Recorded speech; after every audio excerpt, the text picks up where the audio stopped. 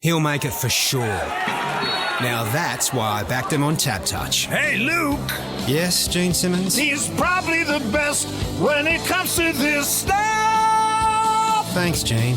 You've got the touch. You got the touch. You got the power. Got the touch? Choose TABtouch. Better your bet. Download the app today. Chances are you're about to lose. For free and confidential support, call 1-800-858-858 or visit gamblinghelponline.org.au.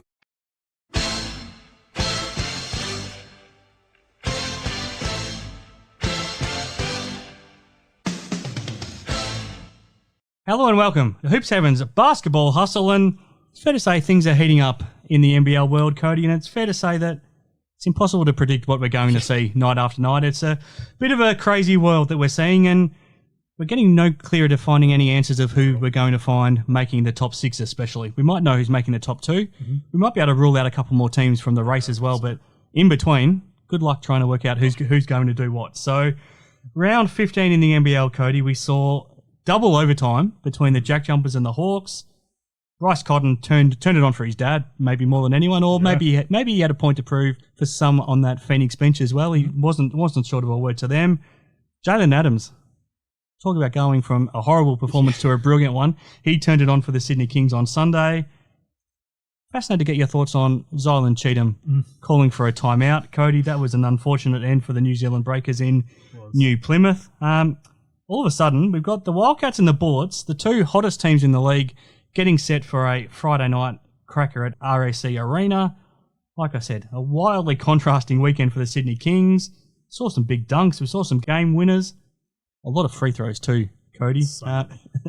There's a lot for us to get through in this 1 hour. We'll try to cram it all in. We're here, as always, thanks to Hoop 7 and TABtouch. I'm Chris Pike, but the man everyone's tuning to hear from, Cody Ellis. How are you holding up in the heat, first of all? Yeah, it's been hot. Has been hot. And, work's been pretty hectic. So, fairly exhausted all the time at the moment. But, getting through it, mate, getting through it. So hot we didn't even get our open air game on Saturday night. Which is disappointing, right? Disappointing, but at the same time, I think they made the right decision. Yeah, definitely did. Definitely. That same afternoon in Perth, there was a Big Bash game at Optus Stadium, and I don't think anyone in that stadium would have complained if they had a roof on that building. I think everybody at RAC Arena was very happy that the roof didn't open. Oh, absolutely, and especially with the time of the game too. Yep. You know, that sun probably would have been blaring in there as well, and would have just heated everything up, and it would have been all bad, I reckon. Yes. So it was good. Yes, I think they made the right call, and it's just the reality of living in Perth. Yeah, as you know. Yes. You spent the weekend up in Geraldton as well, did you? Did you survive? Yes, it was actually nice and not nice and cool, but a lot cooler than it was down here. Get a bit more of a sea breeze. A little bit, but just the temperatures in general were lower, and I believe they have been all summer, which has been a bit strange, but we weren't complaining, although, still extremely hot. But, yeah. Anyone from the Geraldton Buccaneers try to have a chat to you? No, none of them came through, so all good. So you're still retired? Still retired, mate. Still retired. Is this the time when you're most happy with that decision that you're not doing a pre-season right now? Yeah, Sunday mornings, up early and in the stinking hot. Yeah, I'm not upset that I'm missing those.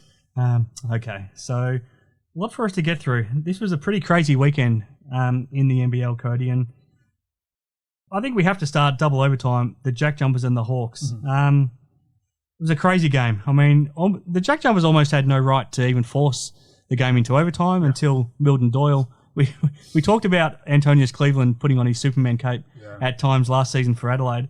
Milton Doyle did that late in this game. Hit a couple of massive threes, and then he looked like he was going to be the match winner for them in overtime as well. And then he fouled out, which was a bit of a story of the game for the JackJumpers. And then it was Tyler Harvey's turn, firstly to get the game to a second overtime, and then to win the game for the Hawks. These sort of double, triple, quadruple overtime games seem to follow the Hawks around a little bit over the years. What did you make of this one? Yeah, look, the Hawks kind of had it in control for most of the game. So I thought if Tassie figured out how to hit the lead, I thought that they'd keep it and run away with it a bit. But, credit to the Hawks.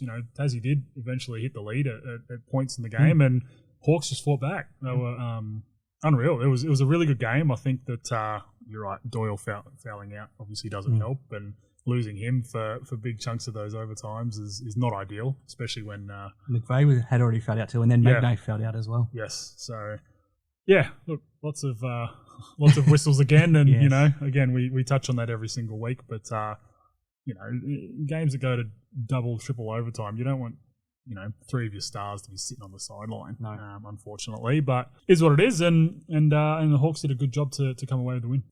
Tyler Harvey, a little bit of a dubious foul on Jordan Crawford, where I don't know if the call was that he clipped his leg or if he pushed him in the back. I don't know what they called. No. It looked like a very minimal contact on there wasn't much on the replay. But then he hit a massive 3 at the end of the second overtime as well. He's making a real habit of coming up in the biggest moments in these sort of games. Yeah, loves it. Loves the clutch, which is cool. And you know, there's a couple of players around the league that they really show up late in games like that, especially close ones. But yeah, look, that foul on Crawford. I mean, watching the replays, and there was nothing in it. He didn't. Scodroff didn't challenge. Was that because he didn't have a challenge left? I don't think he did. Okay. I'm Yeah, pretty must sure he not have. lost it earlier in the fourth. I think he lost it. Can't remember what it was though. But yeah, I'm pretty sure He would have had to have. He would have had to have, wouldn't definitely. he? Yeah. And he would have won it. I think so, There's yeah. no doubt he would have won it because And they probably win the game too. yeah, well they would have. So the only real contact that Crawford made was kind of a hand on Harvey's hip-ish, but it was just there. It wasn't. He didn't extend it. No. You know, as soon as Tyler went up into his motion, he kind of backed away, hands back, and all of Harvey's momentum was moving forward anyway. Like he was always going to do something like that and chuck up a prayer. And yeah, it's a big call to finish a game. It was. We'll talk more about all these games in more detail as we go along, but when you're playing a double overtime game like that on a Friday night, and then you need to back up on a Sunday with a trip in between, is there any surprise in your mind that the Hawks struggled a little bit to back it up on Sunday in Brisbane? Not at all, and especially the way they play. You know, they've been up tempo. You know, they've been a lot better with up and in on the defensive end. They expel a lot of energy throughout these games. So, you know, to finish on a double overtime, have to travel and then play basically a day and a half later, that's a lot, especially up against, you know, another team that's one of the hotter teams in the league right now. Yes. So didn't overly surprise me, although I thought it could have been a bit of an ugly one, and they did make it respectable, which was good. That was a high scoring game. Yeah. I think it was what was it? It was a 110 to 103 Yeah, in the end. All right, there was a lot to digest across the weekend, Cody. What stood out to you? You can comment on all of these or pick what you like, but Bryce Cotton's first half against the Phoenix, where he was just unstoppable. How bad the Kings were against Adelaide, but then how good they were on Sunday against the Breakers. Unfortunately, Zylan Cheatham calling for a timeout that denied the Breakers a chance to win the game at the end. Chris Smith's game winner for the Bullets. There's a lot of things that stood out. Yeah, there was lots. And obviously we'll talk about all of that, I think. But the one thing that I want to talk about is the Wildcats medical staff here in Perth with Kristian Doolittle. Doolittle. Clearly concussed. So clearly concussed with that head knock with Mitch Creek. Yep. Was holding his head, rubbing his head for quite a few minutes. Played about 4 or 5 more minutes of actual game time. So it's probably about 15, 20 minutes of actually being out on the floor. No one said anything. Like, there was no subs, no one to the bench, no one even looking like they were going to come in for him. Got little Albus in here making some noise and running away with something. Bye, Elvis. All right, Cody. Sorry, we're back after Elvis's interruption. But yeah, like it was so strange to see no one even like mention it, because it seemed like even when he did come off, it seemed like really spoke to him about something that had happened on the floor and didn't even mention. You know, I mean, it was very obvious. Obviously, it was easy for us to tell because I was zooming in on his face and he just looked completely out of it and dazed. I don't necessarily blame John really for not noticing, but I'm amazed that the medical staff didn't notice and then tell John to get him out of the game. That's the big thing. And that's, like I said, that's why I've mentioned the medical staff, because they're the ones that should be on that. Any head knock should straight away be, all right, come at least check you out. And then we saw as soon as he did come off, straight back to the locker room, ruled out for the game and we've found out since that he does have concussion symptoms and he's obviously very clearly concussed. And he won't play this weekend at all, yeah? No, you wouldn't think so. And I'm not actually 100% sure on what the rules are in the NBL around concussions. I'm not sure if they have an official protocol. I don't think so. I know AFL is, if you're concussed, then you're automatically out the next week, which I do think is a really good thing. And I think that's something that it's obviously a bit different in basketball than footy, but, you know, it's still... I'm not sure it is, though. A head knock's a head knock, isn't it? It is. And, you know, with all the stuff that we now know about, all the head knocks and all that, is something that needs to be taken fairly seriously. So... I was actually, I was very shocked when I saw that or saw the lack of action towards it straight away. So, because he just constantly had his hand on his head, he didn't look right at all. He was every time he'd get the ball, he just kind of like threw it and lobbed past it, you know, across the court, and then just. Yeah, he was very clearly out of it on his feet. And I don't think it's not his fault because he was clearly dazed and probably didn't know what was going on really. No. And also when you're a competitor, you don't want to take yourself out of the game. So I mean, it's not on his shoulders either to demand himself to come out. No, exactly. So yeah, look, bit of a tough look there, and it was it was very odd that it took them that long to figure it out and to get him off. It's an interesting talking point as well because it's topical right now because unfortunately we've seen Shea Ili have to miss this past weekend as well with more concussion symptoms and he's battled it now for a long time. We've seen Delhi earlier in the season. And also Sam Wardenberg took a knock at training this past week for the Taipans and he missed last week and he won't be back at least for their next game either. I want to get your thoughts on someone like Shea. How many more head knocks before he has to call it? Well, how close is it getting to the point where he might not be able to keep coming back? It's got to be close. We thought this was it last year? It was last year. It was last year when he missed just chunks of time with all these concussion symptoms and symptoms that just wouldn't go away. We kind of thought that this year if it kind of happened, then he'd probably have to look at what his options are. We've seen him take very little knocks and it be out on his feet. You know, with guys like Matty Knight, we saw the same thing towards the end of his career. You know, it took very little to be able to basically knock him out on his feet. And we're starting to see that a bit with Shea, unfortunately. So that was always my concern with him going into this year. And look, depending on how long he's out for and how long his symptoms last now, I think we've probably got to start thinking about that kind of avenue and what they do moving forward because it's a very serious issue. The unfortunate thing is it's not like another body part. Your brain doesn't heal. No. Once your brain's damaged, it's damaged. And he's a guy that's got 60 years of life to live. So I mean, he wants to have a working brain for the rest of those years, doesn't he? Yeah, well that's it. So it's one of those things that there's just some injuries that you have to take more seriously than others, and obviously head knocks are probably top of the list. All right, so round 15, Cody. It started back on Wednesday night, and it ended up with a game winner for Chris Smith on a night where the Brisbane Bullets found out that they can win without Nathan Sobey, so they beat the Tasmania JackJumpers 80-77, and then we saw a dismal performance from the Sydney Kings, another sold-out record crowd for the Adelaide 36ers, who won 95-82. Then we'll get to this one pretty quickly. In New Plymouth, Melbourne United beat the New Zealand Breakers 82-81. And then second up, as we talked about before, on Friday night, the Illawarra Hawks 108 in double overtime, 107 over the JackJumpers. Then on Saturday, the Cairns Taipans 111, another overtime game over the Adelaide 36ers 101. Perth Wildcats, with the roof closed at RAC Arena, beat the South East Melbourne Phoenix 100-79. And then on Sunday, the Brisbane Bullets 110 beat the Illawarra Hawks 103. And the Sydney Kings bounced back emphatically 105 over the New Zealand Breakers 76. I'll start with Sydney Kings, Cody. Yep. What were you thinking on Thursday night after that loss to Adelaide? Well, I thought that was almost their season because I thought after that loss, none of them really were, I guess, in it at all throughout the game. There was no one really locked in and they just looked all over the place and, Adelaide kind of ran circles around them a little bit. And, I thought, if this is how they're going to respond to some adversity from their last few games, then I don't see how they turn it around.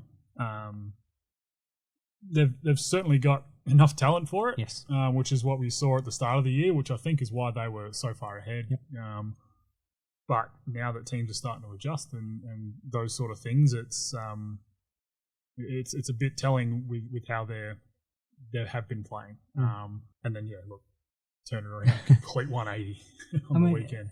It takes some effort to do that because every single sign you could look at was horrible on Thursday night. I mean, even the shooting of their stars. I mean, Jaylen Adams, Denzel Valentine, Jonah Bolden combined to go 9 of 39 from the field, 0 of 14 from 3. But it wasn't just the shooting. Some of their body language was really poor. Their defense was poor. Jaylen Adams probably led the charge. He just wouldn't get back on defense at times.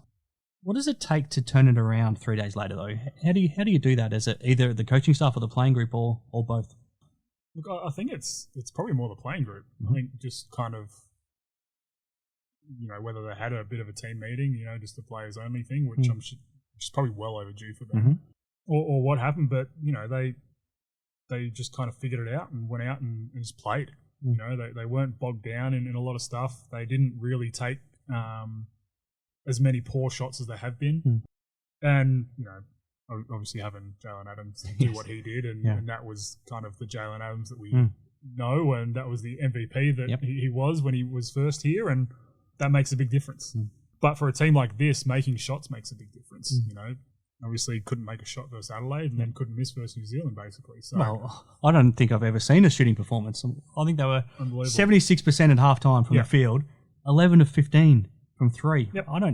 I seriously don't remember ever seeing numbers like that. No, it's ridiculous. That's unbelievable, and it doesn't matter what New Zealand was doing. It didn't really matter at that point. So, look, I mean, that's probably as bad as you'll see the Kings and as good as you'll see the Kings as well. So, if they can narrow that gap between the two, obviously bring their worst up. They don't want to bring their best down, but then they'll be tough. But they've got to be able to figure that out and not just rely on making shots. They've got to figure it out in other ways as well. It's easy to say this after the game when you've had a great performance, but Coach Mahmood Abdul Fattah made a point that in between, he told his players to just try and forget about the distractions, try not to get too down on yourself, just go out and have fun and play with freedom.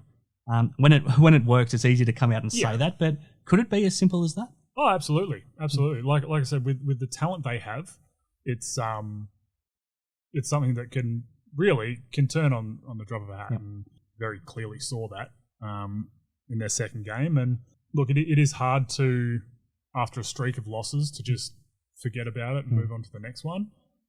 But I think probably what happened from that Adelaide to the New Zealand game is probably the past few weeks they've probably gone really in depth with video and what they're doing wrong and all this sort of stuff. And I feel like this weekend they just, after the game, kind of wiped the slate clean and looked forward to New Zealand and right or wrong, basically, and what they've been doing. And it obviously worked. Yeah. So, whatever they did do, obviously they need to keep doing that, I think. 16,000 fans cheering them on for the pink game as well. That was awesome. That had to have helped their spirits too. Well, that probably helped. A bit of hype around the game and big crowd, and playing for something more than just the game at hand as well. So I'm sure that obviously helped them with a bit of hype and getting up and around for the game. But it was good to see. Before we take our first break, let's stick with the team that they beat on Sunday, the Breakers. As good as the Kings were, how much were they helped to look good by how poor the Breakers were? Yeah, they weren't good. They weren't good. And again, we kind of saw how bad they can be, but also, how good they can be as well, against Melbourne. And it's tough. They've kind of got to a point where they started to fight back and really thought that they would make a bit of a push for these final spot, and then they go and have... Well, they'd won 4 straight only a couple of weeks ago. Yep, and then they go have a bit of a blip this weekend, and pretty much, I think that's probably their season done after this weekend. They're 8-12, they're a long way back. Makes it very hard. I mean, look, it's only, I think, 2 wins behind like 3rd or something, or 4th maybe. Yeah. Or 2 losses, sorry. But still a few more. Tassie are 3rd with 11 losses, and New Zealand's had 12 losses. So, I mean, loss-wise, they're not that bad, but it's hard to see them going on a winning streak, isn't it? It is. I think there's too many teams above them playing too well. unfortunately, and even Adelaide behind them, who are playing a lot better. So I think it's going to be hard for them after they probably needed to at least split this weekend. But yeah, I can't see them making a push for that 6-0. Well, they had a good chance in New Plymouth against Melbourne. Before we get to Zylan Cheatham, Matthew Dellavedova going to the foul line for his 2 shots. Clearly, he wasn't in his shooting motion when Will McDowell-White reached around to deliberately foul him because they had a foul to give. He was smart enough to then quickly make it look like he was shooting. But they challenged it and they still made the decision that he was in his shooting motion. Did they make the right decision? I don't think so. I mean, you're the shooter in that position a lot, where you try to make it look like you're shooting. Oh, for sure. I mean, would you expect to get that call like Daly did? It's a tough one. You know, you'd obviously try it. Yes. Absolutely. Yeah. But you know, especially when they challenged it, it went to review, and they didn't overturn it. I thought that was pretty odd. I didn't think, you know, when he reached and he made the contact that he was in his shooting motion at all. Not close. Wasn't even looking at the rim. No. He was kind of looking opposite wing, and so yeah, look, a little surprising that he ended up getting those free throws. But yeah, look, I mean, it's a tough one. As the offense, you love that, but it's pretty rare that you actually get those ones. And then what we saw was Daly make the first to put Melbourne in front, and then he deliberately misses the second. The ball ends up in Cheatham's hands, and he thought he was playing in the NBA again, calling for a timeout. Is that just... I mean, his intentions are pure, obviously. He's trying to do the right thing, and he's probably done that his whole life, in fairness to him. Yep. And in the heat of the moment, it's probably tough to remember that that's no longer the rules I'm playing under, but at the same time, part of me thinks, how does that happen? Yeah, no, you got to understand where you're playing. You know, you got to understand the rules, and it was very interesting to watch that happen. And what went through your mind when you saw him do it? Oh, just dumbfounded, to be honest with you. Well, especially for a guy that has shown that he understands the game pretty well. Yes. You know, especially as a big, you know, I feel like he reads and understands the game really well. Yeah, look, just a brain fade. I mean, that's pretty much all you can put it down to. You're right, probably done that his whole life, because you can do it in college as well, and then NBA you can do it, G League you can do it. So, but I mean, he's been here. You think he'd been here long enough now that. Well, he hasn't seen a player call a timeout all season, has he? No, exactly. So, you know, whether he's actually paying a whole lot of attention to other games or not. But, yeah, it sucks. It's not a good way to finish a game. Yeah. What do you think Modi would have said to him afterwards? Or would he even bring it up? I don't know, actually. It's a tough one, you know.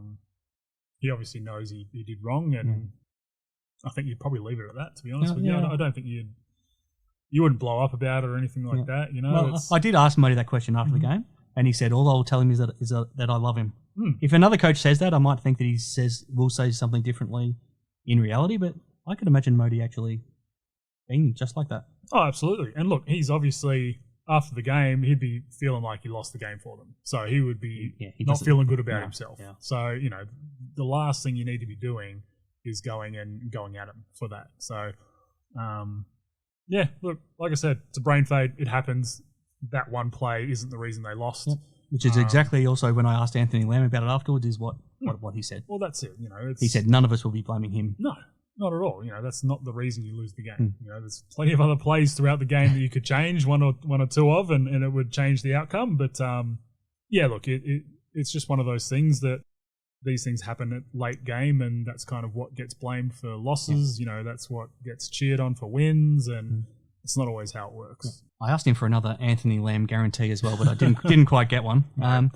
And luckily so for what happened on Sunday. So last thing on the Breakers, they seem to get the rough end of the stick a lot. Yeah. There's not much more we can say about it except we feel sorry for them, really, because they play in New Plymouth on Friday night. You have to travel from New Plymouth back to Auckland, go from Auckland to Sydney, play on Sunday afternoon in Sydney. Why do they cop this more than anybody else? Yeah, I don't know. Well, the fact that they probably travel more than any other team for home games as well. Yeah. You know, they go all over the island to showcase for the whole country, which is awesome. Yeah. You love to see that, and it's great for New Zealand basketball and that they can do that. But I mean, just a Sydney-Melbourne double,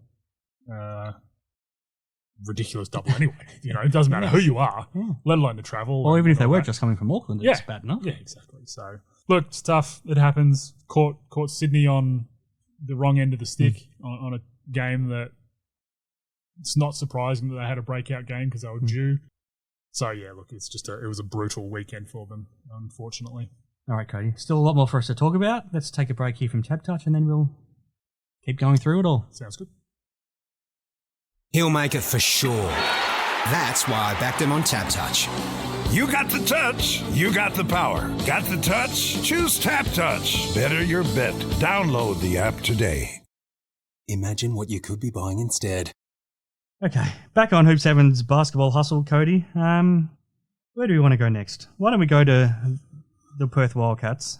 We talked enough about how good Bryce Cotton is last week, and all he did was continue to show how good he is. That was as good a first half as we've probably ever seen from him, and then after that, the Phoenix did everything in their possible powers to just deny him the ball in the second half. But the good thing from the Wildcats' point of view was that everybody else stepped up in that situation. No one more so than Tai Webster.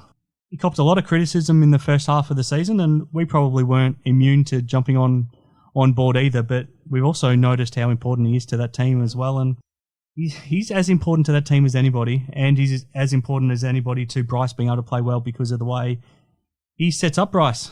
What do you think of what Ty's doing? And I'll get your thoughts on the Phoenix's decision to step off him shortly, but what do you think of what Ty's doing? Because we probably didn't see this coming 6 months ago. No, not at all. And look, he's changed his game. He's changed his game to run the team, basically. So he's kind of come in as that, we should be a two-guard, really, kind of that scoring two-guard. We've always seen him as a shoot-first player, haven't we, before this? Exactly. But when you've got a guy like Bryce Cotton on your team, you're not going to be first rung, you know. So, look, all credit to him. He's been unbelievable. And I think the reason that they are where they are is because of Tai. And we saw that when he was out for that game, they really struggled. And then once he's slotted back in, they were back to what they were before that. It was, it's given Bryce that opportunity to be running off picks like we talked about, the first month of the season, like what he should be doing. That's how you get him to be as successful as he possibly can be.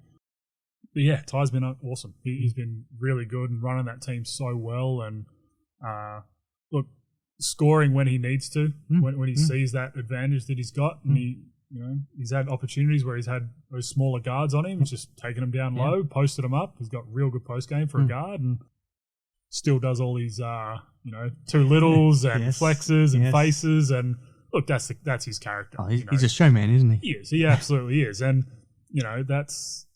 it's good to see, especially amongst a team that doesn't really have anyone else like that. Everyone else is a lot more, stern, and their demeanor is a lot more concentrated on the game. And teams need someone like that to be able to liven it up a little bit. He certainly does that.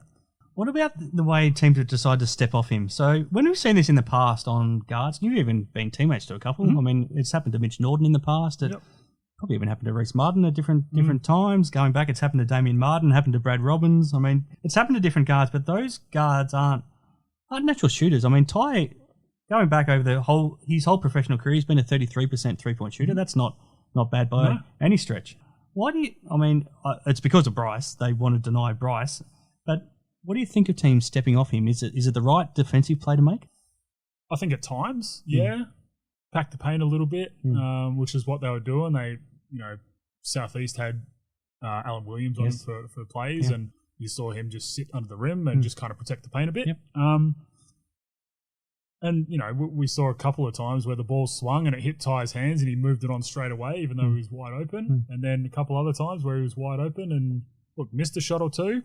I think what they want to do is make it someone else has to beat them, which is what you have to do against the Cats. Someone else has to beat you. You can't let Bryce beat you, whether you're throwing doubles at him or whatever you're trying to do.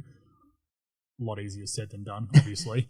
But, look, I don't think he's certainly not the worst shooter in the world. So I think it's something that you have to throw at him in little spurts. You can't just play a whole game like that. And look, teams are going to live with I assume teams are going to live with him making shots like that out in the open. I think he's a lot better when he's like catch and shoot straight away rather than catch and look and then, all right, eye is shot up. But it didn't work overly well, I'm not going to say completely failed because, you know, he took some shots that were probably a bit out of what they wanted. Yep. But it's still, it's a tough one. Let's go to the Tasmania JackJumpers, Cody. It's amazing to think that they're still in third position because they've now been struggling for a little while. They've lost their last 2, they've lost 4 of the last 5, and 6 of the last 8. Yeah. But they're still in third position. 11 and 11's in third spots. That's probably, I mean, we thought 12 or 13 losses might be about as many as you can have and still make the playoffs. But right now, you can probably get in with a 500 record. Yeah. Are you worried for the JackJumpers, though? A little bit. It's kind of yes and no, I guess. And look, I feel like this year you're going to be able to make the 6 with a losing record. Yeah, the way it's going. Absolutely. So, and even you could be 3rd or 4th and probably 14 wins if you make it. Which is crazy. But look, Tassie's in a little bit of a weird space, similar to what Sydney are. You know, those records are fairly similar to what Sydney has been going through as well, and a lot more losses than wins in recent times, and they're kind of in a bit of a rut in terms of like their offense. I feel like it gets a little stagnant at times, and that's what we saw earlier in the season. Their offense was humming, you know, and it was their defense that really needed to pick up. I think with Magno being back in the lineup for some time now, he's really bolstered their defense. It's still not great. I think it can be a lot better. As Scott Roth thinks it can be a lot better, obviously. But he gives them a rim protector that Marcus Lee doesn't really give them. Yes, exactly. And look, Marcus Lee's been really good at staying out of foul trouble. He's finally adjusted, which is great, which is awesome to see. And I mean, it's tough when you've got, you know, Marcus Lee, then he subs, and you got Will Magnay. And you keep switching between those two. That's 2 pretty good bigs. So, look, I think they're okay. I think they're okay. They won't want to lose too many more and fall out of the 4 by any stretch. But you know, everyone below them, everyone's beating everyone. You know, like no one is really dominating over any other teams. You know, we could have the exact same game 3 weeks in a row, and you'd have one team win once, and then another team win, and then it'd be overtime game. And you know, no one's really got the wood over anyone. So it's an interesting little jumble from 3rd to 10th. Is a really, really odd mix. But no, I think Tassie's going to be fine. I think they've got the right pieces. It's just they've got to start clicking properly. Yeah, I mean, sometimes those numbers can be deceiving. They lost their 2 games last weekend, but you know, the game against Brisbane was a Chris Smith shot on the buzzer. They could have won that game, and the Hawks game was a double overtime game where both teams had their chances to win. And I think just about all of their 11 losses, they've had a chance to win. So the gap probably isn't as big between their best and worst like a Sydney. So, I mean, they could easily have won a lot more of those games, and you know, they probably could have also lost a lot more of them. But I feel like they're still competing and a chance to win all of those games. Yeah, well, I think I'm pretty sure it was Tassie that on the broadcast a couple of weeks ago, they were saying that of Tassie's losses, there's only maybe one that's in double digits or something crazy along those lines. You know, they're always in games. They always hang around. They stick around. Well, they haven't had a double figure loss. Their biggest loss was 8 points to Sydney. Well, there you go. So they're in every single game. And, you know, a lot of those games have, well, like we saw this weekend, have come down to a last-second shot or, you know, a play or 2 late in the game that has decided it. And I feel like those are the kind of games that they would win last year. Yeah.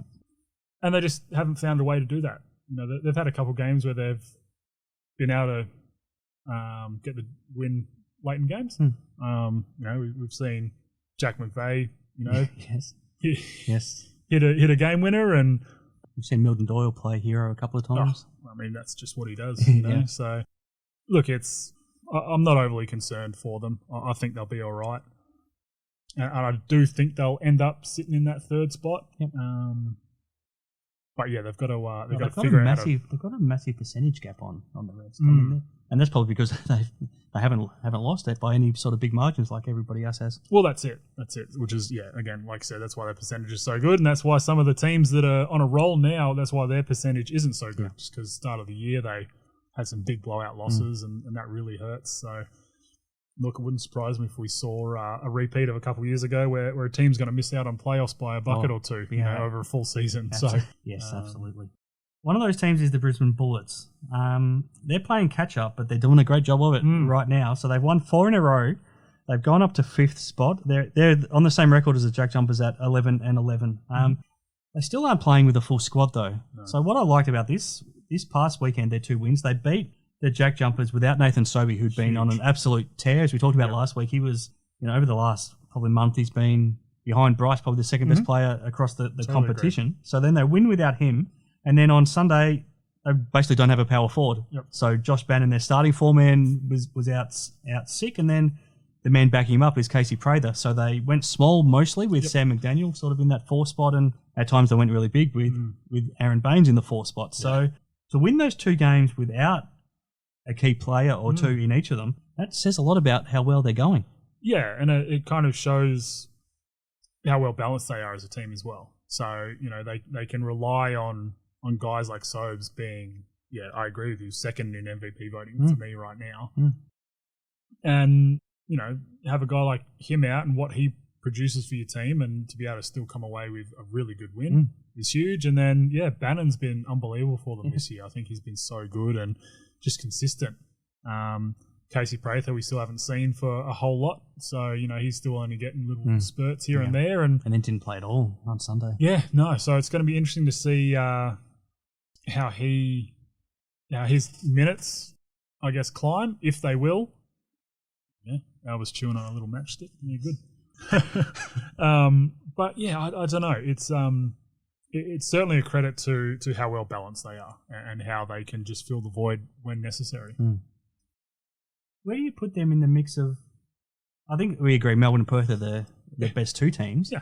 Where do you put Brisbane in the mix of the next batch of teams? Look, I think they're certainly fighting for that top 4 spot, and I think they're right there. Yeah.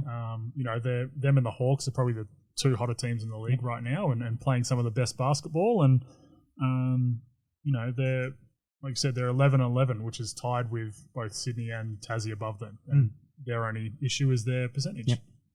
And that's the same with the Hawks. So they can figure out how to keep getting some wins. I don't see them falling back out of the 4 if they can continue this streak. We talk about teams that we don't know what we're going to get from, and game to game, it's a great mystery which team's going to turn up. The Cairns Taipans. Yeah. They ended up having a good win against the Adelaide 36ers, but they started off the game giving up the first 15 points, and Adam Ford basically went 5 for 5 with the rotations of his starters off for his bench players. And surprisingly, one of those was Bull Kowal, who didn't start the game, but he did come on and have an impact. They ended up winning, keeps their season alive.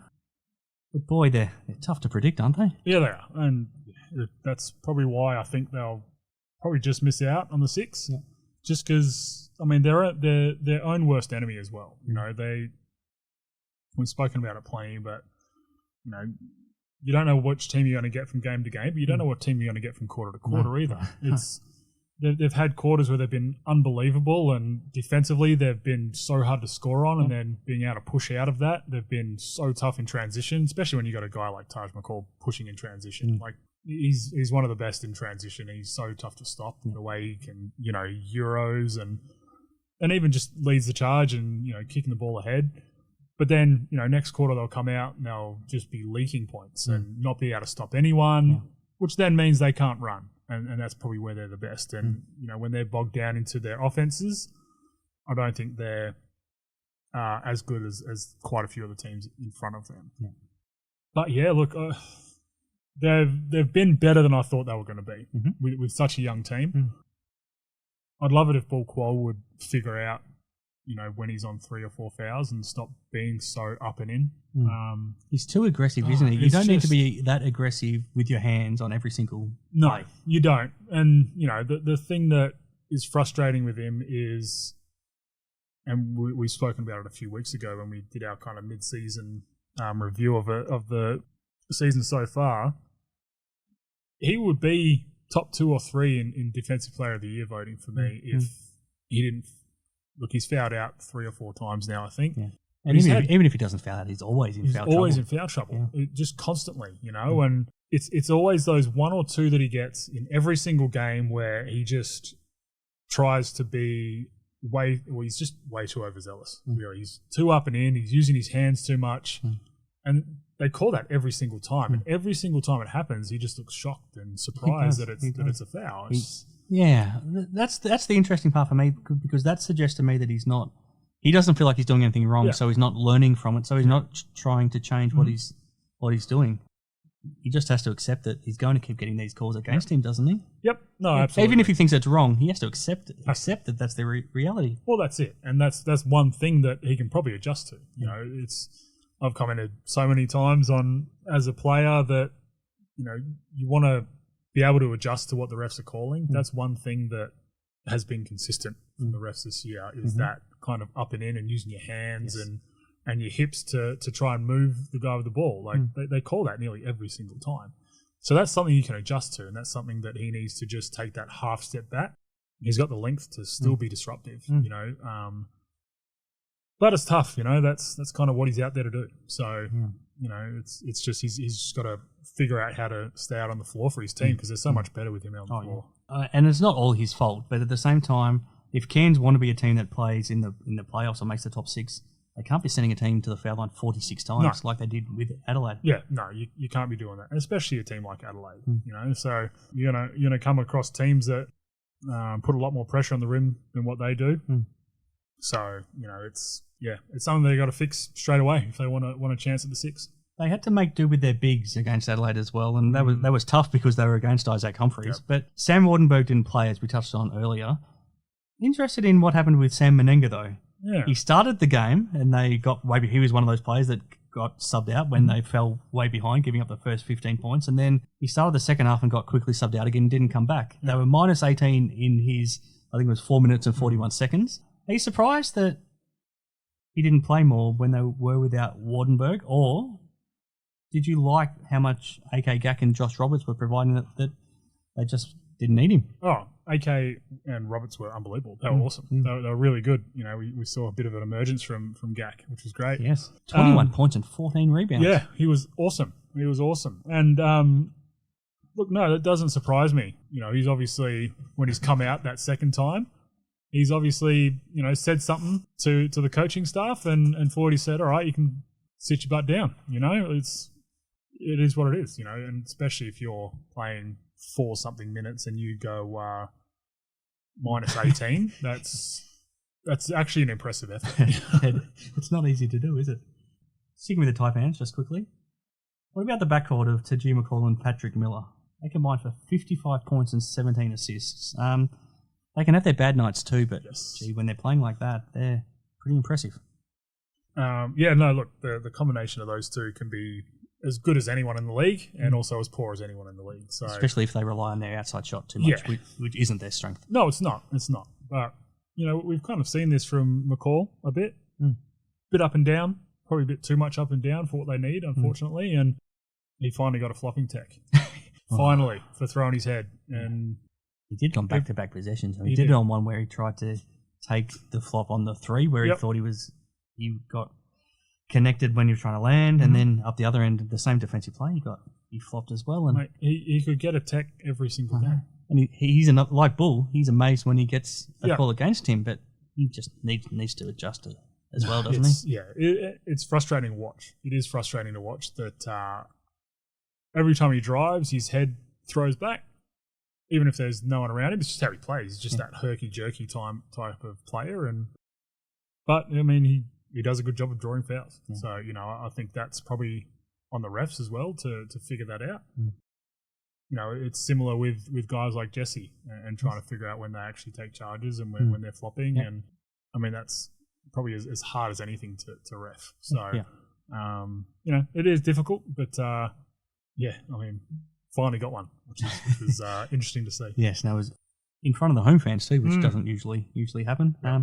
The most memorable tech foul I'll always remember for flopping was the one that Ben Bedmansion copped and got ejected in Perth. I think you were playing in that game, Cody. He got ejected because he was on the wrong end of taking the second one, and I'm not sure it was a flop, and he ended up getting ejected, which was unfortunate because walking out of our RAC Arena in a Sydney uniform, having been ejected, can't be a lot of fun. No, absolutely not. It's just kind of, I guess anyone in RAC Arena, if you're not in the red, isn't any fun, especially when you've been ejected. So, that's not ideal.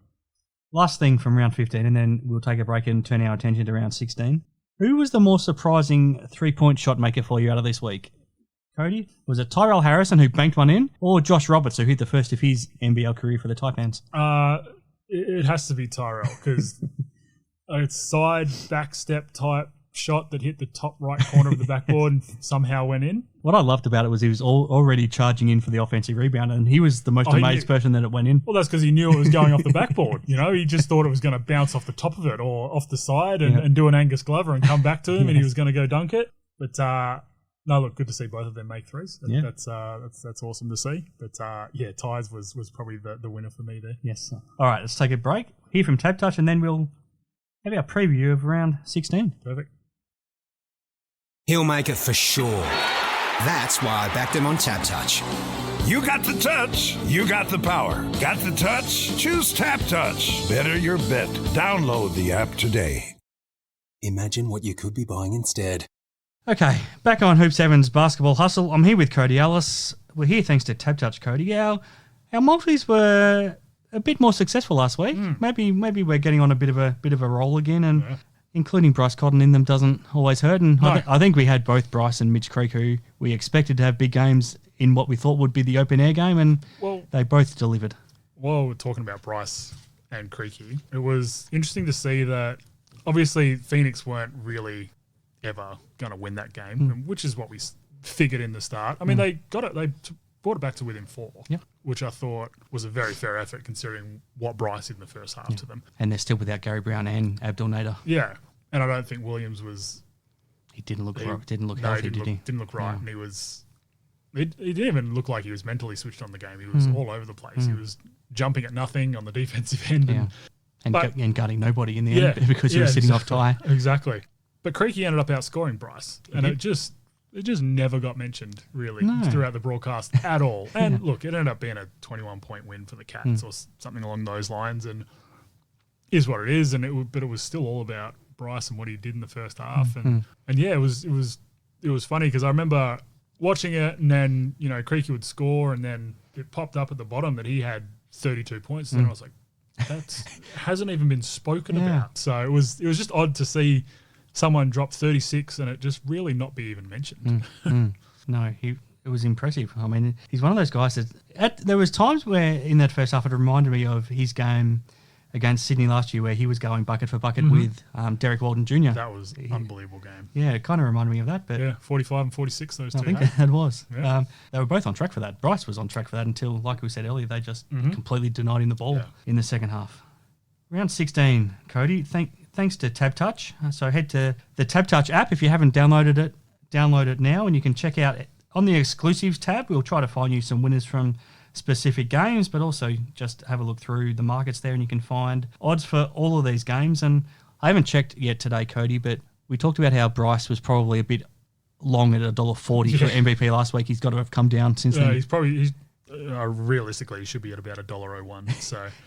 There's no one else even in the discussion, is there? No, there's not. There's not. Even with the slow start he had, the back end of the season and really the last 2/3 of the season, he's just been unbelievable, and no one's even been close or as consistent. All right, so we get underway round 16. Thanks to TABtouch, Wednesday night, we're back in Melbourne. First game in Melbourne for a little while, but it's at the State Basketball Centre. South East Melbourne Phoenix, if they're going to be any chance of staying in the play-in hunt, they need to win this game against the Adelaide 36ers, who haven't been able to win on the road yet under Scott Ninnis. No, it's a tough one. This is probably as good a chance as they're going to get with kind of what Phoenix is going through and bodies out and in, and just kind of the story of South East since they've come into the league, unfortunately. But look, I think the Phoenix figure it out on Wednesday and get this one. Because, again, Adelaide's one of those teams that you don't know who you're going to get as well as Cairns. But, look, I think the Phoenix get this one. One player we didn't mention earlier in the show I wanted to bring up, Isaac Humphries. Where does he rate right now in the best big man conversation in the league? He's certainly up there. He's he's one of those guys that when they go to him and they play through him, they're such a better basketball team. And we've seen it throughout games. We saw it on the weekend where they were going to him and he was making things happen. And then all of a sudden he doesn't touch the ball for 5, 6, 7, 8, 9, 10 possessions in a row. And you can see him so visibly frustrated. It doesn't have to be in a position to score the ball, but when he's got the ball in his hands, he just makes things happen. And especially in that game against Cairns, he had such advantages against everyone he was being guarded by. Constantly. No one could guard him.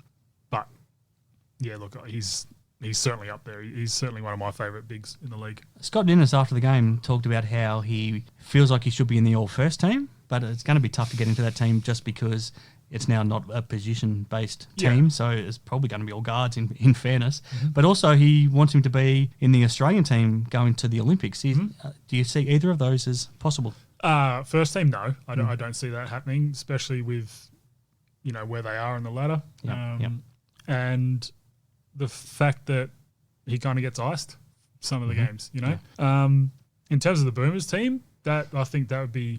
I'd take him over Bainesy right now. Yes. In a heartbeat. Yep. And look, I think he could be a really good addition. I think he would fit into that FIBA game well as well. So yeah, look, that's I hadn't even thought of that. So that's that's a big call, but wouldn't surprise me if that did happen. I wouldn't mind having a genuine big like that to allow Duop Reith or Jock Landale to not have to play all their minutes at the 5. Yeah, no, absolutely. I mean, with what we've seen from those two being able to stretch the floor and shoot that, having those two in the 4 with Ice in the 5 would be that'd be fairly dominating, I think. Yeah. Thursday night. Okay, this one will be interesting. It might be ugly too. It's not always pretty when these two teams play, but it's usually always quite dramatic, the way whatever way it plays out. Plus, there's playoff implications for both. So the Illawarra Hawks trying to stay in the top 6 and trying to get into the top 4. The Cairns Taipans just trying to get into one of those top 6 positions. They play in Wollongong on Thursday night. Yeah, this could be one of the fastest games we see all season, especially with both teams. Well, the Hawks more than anything, figuring out that their transition is what's key for them. But I mean, Cairns, on the same hand, is once they're out in transition, they're just as good as any other team as well. So it's going to be first to 110, possibly. Yeah, which will probably be a 3/4 time score, I reckon, if they're both on song. But no, look, I just think the Hawks are playing better basketball right now. I think their defense has been better. Still not where it probably needs to be come finals, but their defense has certainly been a lot better, and I think they get the better of Cairns here. Also, no Wardenberg still, but also Bobby Clintman is in doubt as well, which isn't going to help. No, it's not. And they've had their fair share of issues as well with injuries that's kind of gone under the radar a bit. So, yeah, look, I mean, hopefully we see those guys back soon. But, look, if they're both out, then that makes it hard. Friday night. This could be the best 2-game combination night that we've had in the NBL this season. 2 massive games for different reasons, but all 4 teams, well, they're the top 4 teams. Yeah. Top 4 teams, right? Well, 4 of the top 5 teams. 4 of the top 5. Yeah. I mean, it's only percentage. Yeah. Right. So, I mean, we're going to learn a lot about every team, I think, in these 2 games. So it starts Friday night in Hobart. Tasmania JackJumpers against Melbourne United. The JackJumpers, like we talked about earlier, they've been losing games, but they haven't been necessarily that bad. No. So they've been close, but they do need to get back to winning. And Melbourne's a team that they've had the wood over, yes, they have. Surprisingly. But Melbourne have had a full week to prepare. You would assume that Joe Luai-Lachul will be back. We'll just have to wait and see on Shea Ili. What are you expecting? Look, I'd assume Shea's probably out. Yeah. I think they're going to be overly cautious, especially coming into playoffs soon. I think they'll be overly cautious with him. So I wouldn't surprise if he wasn't in at all. JLA will be a big if he's in, then that changes them a lot. But look, Tassie's just kind of figured out how to play Melbourne. Really in the past year or their whole existence. Probably their whole existence. Because they're the ones that knocked them out of the semi-finals in that first year. No, you're right. So they're just kind of one of those bogey teams for Melbourne. So, while they've had a week to prepare, that's not always the best thing either. But look, I'm sure Melbourne's been concentrating on themselves because they haven't been playing their best basketball either. Yeah. I mentioned it a couple of weeks ago that they're kind of in that weird stage of the season where they're going to finish on top fairly handily, you'd think. Yeah. And they've been so dominant that, it's just kind of become they've kind of just fallen back and not really been as dominant as they were to start the season, and just kind of getting by rather than coming out and really blitzing teams. They're just kind of doing what they need to get wins, and come finals, that's not going to get it done. But look, I think Tassie's really got their backs against the wall, so I think they're going to come out and get this one. Second up on Friday night, I'm excited for this one because last time we saw the Perth Wildcats and Brisbane Bullets play at RSA Arena, things almost got as bad as they were going to get for the Wildcats, and we thought things were in a pretty bad way after that loss to Brisbane. They've been able to turn it around remarkably since, but it was kind of the start of Brisbane turning things around as well by showing that they could win in Perth. They're now both on a 4-game winning streak coming into this game. I'm looking forward to it, but I don't know what to expect. No, I've actually got no idea either. Look, I do think the Cats probably get it, but it's a tough one. It really is a tough one. I think that... Just on Bryce, you don't stop him. No one can stop him. But is Sam McDaniel the best matchup of at least trying to stop him being a match winner? Yeah. I think he probably is. I mean, I don't mean on Brisbane's team, but I mean across the league. Across is he the league, the best? no, absolutely, yeah. Yeah. I think so, because he's just got that size as well Yep. that guys like Shea and Delhi don't quite have. Yeah. They've got Yeah. the strength for it, Sure. but Sam's just that bit taller. Yeah. And Well, he can play as a foreman as he has in the last at times. And then you're switching Nordo onto him as well, and Shannon Scott's a good defender. yeah. So if he's there, like I think they've got the right pieces to be able to throw at him. But it's always tough. You still want to stop him. Yeah. So look, I think the Cats get it, but I'm really looking forward to it. I'm certainly not sold on the Wildcats winning it, but I'll pick them. Who scores more, Bryce or Nathan Sobey? That's a tough one. Depends if Doolittle's in. I don't think he will be. I don't think he will be. So Sobey might get off a little bit, because I'd imagine that Doolittle I think he would be the matchup for him, yeah. If it's not him, it's probably someone like a Tai or Bryce that has to try to stop Sobes, isn't it? Yeah, it is. So that's yeah. I'm not sure. I'm not sure who scores more. Look, I think probably go with Bryce, especially being in Perth. But it's going to be. I think those two are going to. I think they're going to score a fair amount of points between the two of them. Yep, they'll put on a show, that's for sure. Yeah. Okay, into the weekend, Saturday, New Zealand Breakers back at home in Auckland, hosting the South East Melbourne Phoenix. Must have been game for both teams. Yeah, it is. It really is. And both teams kind of right there, but I mean, just not quite doing what we thought they would do at the start of the year. Well, they're both on 3-game losing streaks now. Yeah, it's not ideal. So, well, someone's going to change that, aren't they? Yes. So, look, I think it depends on if Phoenix have their full cohort or not. I think before Sydney dismantled them, the Breakers were in pretty good form. They have been, yeah. I think. Even the 2 games they'd lost before that was on the buzzer to Melbourne, and before that it was a pretty good effort against Perth. Yeah, so you play the top freaking 3 teams. What do you expect? Yep. So, look, I think New Zealand get it, but hopefully we see a full Phoenix squad as well. Because if both teams are fit and healthy, it should be a good game. Yeah. Second up on Saturday, Illawarra Hawks and the Adelaide 36ers. Their second game of the weekend for both. I would imagine there's too much at stake for the Hawks to let it slip, isn't there? I think so. If they're serious about making the playoffs and making the 6 or making the 4, really, this is a must-win for them. I do think they get it, but it's going to be interesting to see how they try and stop guys like Isaac and DJ. Another thing we didn't mention earlier in the show is a new addition to Illawarra Hawks as well for the rest of the season, with Dan Greta out injured. Yes.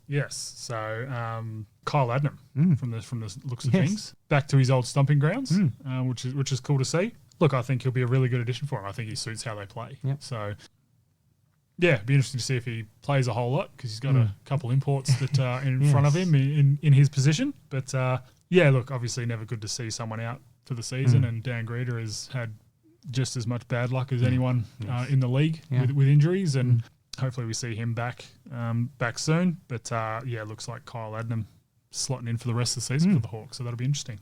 2 more games on Sunday. These are 2 more huge games. This is going to be a hell of a round, Cody. First up, back in Sydney, Kudos Bank Arena, Sydney Kings and the Perth Wildcats. These games never disappoint. Right now, Perth's trying to stay in second. Sydney's still trying to break into that top 2, let alone consolidate top 4. This will be their first game since their big win over the Breakers. Perth with a short turnaround from Friday night at home to Brisbane, then playing this one. And it's the early game on Sunday, so that doesn't help their cause. What do you think? We've seen lots of these really short turnarounds, haven't we? Especially last weekend. I feel like there was 3 or 4 teams that only had a day and a half's break with travel to prepare for their second game. So not ideal, especially when you start the week on a Wednesday. So look, interesting, but that's part of it. Again, I think it depends on Doolittle. I think we're going to really see, especially if he's out for this weekend, we're gonna see how important he is to this Wildcats team for sure. Which is what we've been harping on for weeks now. Sydney will come in feeling good about themselves. I think Perth will either come in feeling good about themselves or with their backs against the wall and ready to fight. So it's going to be a fun game, and it usually is between these two. So I do think that the Cats get it. Yeah, I think the Cats will get it. Because I'm not sure how well Sydney will adapt to a bit of adversity mid-game. And the Cats aren't going to roll over and die like New Zealand did, unfortunately. No. So, look, I think the Cats get it. Do you feel like Jaylen Adams and Bryce Cotton will really rise for the challenge of playing against each other, even if they're not directly matched up, just being out there? Look, we're going to get what we get from Bryce. That doesn't change. It doesn't matter who he's playing. Sure. But Jaylen Adams has been so up and down so far this season. He's had some really good games. And when we saw these two match up earlier in the season, we expected that. And Jaylen Adams had a pretty poor game. Yep. So hopefully they do both rise to the occasion. I'd love to see both of them drop 30. That'd be great. Last game of the round, and this won't disappoint either. So big game for the two Queensland teams. The Cairns Taipans at home to the Brisbane Bullets. Sunshine Stoush. Yes. Plenty of spice between these two teams too. They don't like each other. What do you think? I think that's an understatement. They're not liking each other. Look, it's a tough one because, a lot on the line for both teams, especially with both of them playing tough games before this. Cairns with an extra day's break and coming home. And a bit less travel. Yeah, a little bit less travel. But it's tough. I think Brizzy get it. I just think they're playing a better brand of basketball right now. But then again, if we get the Cairns that can beat anyone in the league, then, it's going to be a tough game. But I do think Brizzy get it. It's a lot to digest, Cody. That'll be that. We're going to have a lot to come back and talk about next week because we're going to learn a lot, I think, over these next 5 days of action. So head to TABtouch to try to let us help you find a winner. You can check out the exclusives that we come up with and also the markets for each game. So just go to tabtouch.com.au or the TABtouch app, or if you need any sort of basketball shoes, Cody, or any sort of merchandise, head to hoop7 at hoop7.com.au. That's enough from me, Cody. Let's sign off for this week, and I'll let you have the final say. Yeah, look, I think we'll finally see a little bit of separation on the ladder between a couple teams this weekend. So it's going to be a big round, and it's going to be lots to talk about next week.